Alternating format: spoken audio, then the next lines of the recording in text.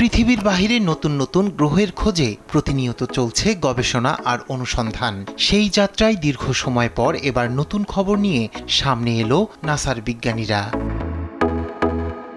তাদের দাবি, পৃথিবী থেকে 4.5 আলোকবর্ষ দূরত্বে নতুন এক গ্যাসীয় গ্রহের সন্ধান মিলেছে।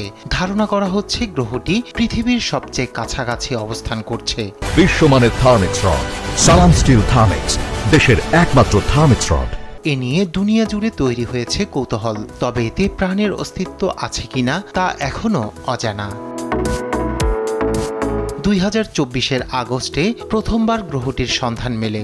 বিজ্ঞানীরা তাদের প্রাথমিক গবেষণায় দাবি করেছেন গ্রহটি অনেকটা সূর্যের মতোই, তবে মাঝে কিছু সময়ের জন্য চলে যায় আড়ালে।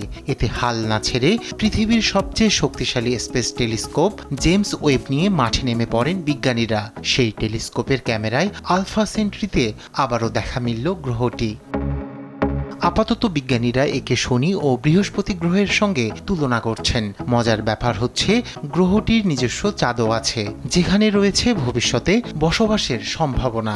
নতুন গ্রহের সন্ধানে উচ্ছ্বসিত বিজ্ঞানীরা। নিউজ ডেস্ক, দেশ টিভি।